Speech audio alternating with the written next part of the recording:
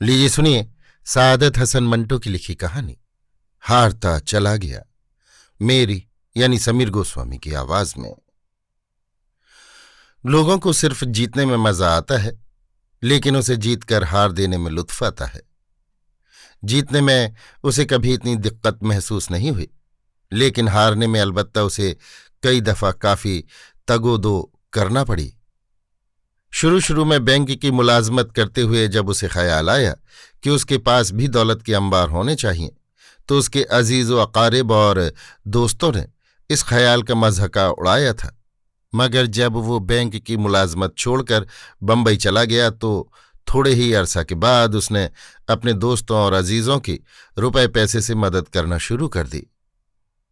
बंबई में उसके लिए कई मैदान थे, मगर उसने फिल्म के मैदान को मुंतखब किया। इसमें दौलत थी, शोहरत थी। इसमें चल फिर कर वो दोनों हाथों से दौलत समेट सकता था और दोनों ही हाथों से लुटा भी सकता था। चुनांचे अभी तक इसी मैदान का सिपाही है। लाखों नहीं करोड़ों रुपया उसने कमाया और लुटा दिया। कमाने में इतनी देर न लगी जितनी लुटाने में। एक फिल्म के लिए गीत लिखे, लाख रुपए धरवा लिए, लेकिन 1,00,000 रुपयों को रंडियों के कोठों पर, भड़वों की महफिलों में, घुड़दौड़ के मैदानों और किमारखानों में हारते हुए उसे काफी देर लगी। एक फिल्म बनाया, 10 लाख का मुनाफा हुआ। अब इस रकम को इधर उधर लुटाने का सवाल पैदा हुआ। चुनांचे उसने हर कदम में लग़ज़िश पैदा कर ली। 3 मोटरें खरीद लीं, एक नई और 2 पुरानी, जिनके मुतल्लिक उन्हें अच्छी तरह इल्म था कि बिल्कुल नकारा हैं। ये उसने घर के बाहर गलने सड़ने के लिए रख दी। जो नई थी उसको गैराज में बंद करा दिया, इस बहाने से कि पेट्रोल नहीं मिलता। उसके लिए टैक्सी ठीक थी। सुबह ली, 1 मील के बाद रुकवा ली। किसी किमारखाने में चले गए। वो 2,500 रुपये हार कर दूसरे रोज बाहर निकले। टैक्सी खड़ी थी, उसमें बैठे और घर चले गए और जानबूझकर किराया अदा करना भूल गए। शाम को बाहर निकले और टैक्सी खड़ी देखकर कहा, अरे नाबकार, तू अभी तक यहीं खड़ा है, चल मेरे साथ दफ्तर, तुझे पैसे दिलवा दूं। दफ्तर पहुंचकर फिर किराया चुकाना भूल गए और ऊपर तले 2-3 फिल्म कामयाब हुए। जितने रिकॉर्ड थे सब टूट गए। दौलत के अंबार लग गए। शोहरत आसमान तक जा पहुंची। झुंझलाकर उसने ऊपर तले 2-3 ऐसे फिल्म बनाए जिनकी नाकामी अपनी मिसाल आप होके रह गई। अपनी तबाही के लिए कई दूसरों को भी तबाह कर दिया, लेकिन फौरन ही आस्तीनें चढ़ाई। जो तबाह हो गए उनको हौसला दिया और एक ऐसा फिल्म तैयार कर दिया जो सोने की कान साबित हुआ। औरतों के मामले में भी उनकी हार जीत का यही चक्कर कार फरमा रहा है। किसी महफिल में या किसी कोठे पर से एक औरत उठाई, उसको बना संवार कर शोहरत की ऊंची गद्दी पर बिठा दिया और उसकी सारी निस्वानियत मुसख्खर करने के बाद उसे ऐसे मौके बहम पहुंचाए कि वो किसी दूसरे की गर्दन में अपनी बाहें हमायल कर दे। बड़े बड़े सरमायादारों और बड़े बड़े इश्क पेशा खूबसूरत जवानों से मुकाबला हुआ। सरधड़ की बाजियां लगीं, सियासत की बिसात बिछी, लेकिन वो इन तमाम खारदार झाड़ियों में हाथ डालकर अपना पसंदीदा फूल नोच कर ले आया। दूसरे दिन ही उसको अपने कोट में लगाया और किसी रकीब को मौका दे दिया कि वो झपट्टा मार कर ले जाए। उन दिनों जब वो फारस रोड के एक किमारखाने में लगातार 10 रोज से आ रहा था, उस पर हारने ही की धुन सवार थी। यूं तो उसने ताज़ा ताज़ा एक बहुत ही खूबसूरत एक्ट्रेस हारी थी और 10 लाख रुपए एक फिल्म में तबाह कर दिए थे, मगर इन 2 हादिसों से उसकी तबीयत सैर नहीं हुई थी। ये 2 चीज़ें बहुत ही अचानक तौर पर उसके हाथ से निकल गई थीं। उसका अंदाज़ा इस दफ़ा गलत साबित हुआ था। चुनांचे यही वजह है कि वो रोज़ फारस रोड के किमारखाने में नाप तौल कर एक मुकर्ररा रकम हार रहा था। हर रोज़ शाम को अपनी जेब में 200 रुपये डालकर वो पवन पुल का रुख करता। उसकी टैक्सी टखियाइयों की जंगला लगी दुकानों की कतार के साथ साथ चलती और वो जाकर बिजली के एक खंबे के पास रुक जाती। अपनी नाक पर मोटे मोटे शीशों वाली ऐनक अच्छी तरह जमाता, धोती की लौंग ठीक करता और एक नज़र दाएं जानिब देखकर जहां लोहे के जंगले के पीछे एक निहायत ही बदशक्ल औरत टूटा हुआ आईना रखे सिंगार में मसरूफ होती, ऊपर बैठक में चला जाता। 10 रोज से वो मुतवातिर फारस रोड के इस किमारखाने में 200 रुपया हारने के लिए आ रहा था। कभी तो ये रुपए 2-3 हाथों ही में खत्म हो जाते और कभी इनको हारते हारते सुबह हो जाती। 11वें रोज बिजली के खंभे के पास जब टैक्सी रुकी तो उसने अपनी नाक पर मोटे मोटे शीशों वाली ऐनक जमाकर और धोती की लांग ठीक करके एक नज़र दाएं जानिब देखा तो उसे एकदम महसूस हुआ कि वो 10 रोज से इस बदशक्ल औरत को देख रहा है। वो हस्बे दस्तूर टूटा हुआ आईना सामने रखे लकड़ी के तख्त पर बैठी सिंगार में मसरूफ थी। लोहे के जंगले के पास आकर उसने गौर से उस अधेड़ उम्र की औरत को देखा। रंग स्याह, जिल्द चिकनी, गालों और ठोड़ी पर नीले रंग के छोटे छोटे सुई से गुंधे हुए दायरे जो चमड़ी की स्याही में करीब करीब जज्ब हो गए थे।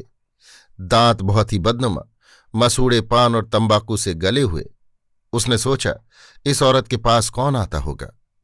लोहे के जंगले की तरफ जब उसने एक कदम और बढ़ाया तो वो बदशक्ल औरत मुस्कुराई। आईना एक तरफ रखकर उसने बड़े ही भोंडेपन से कहा, क्यों सेठ रहेगा।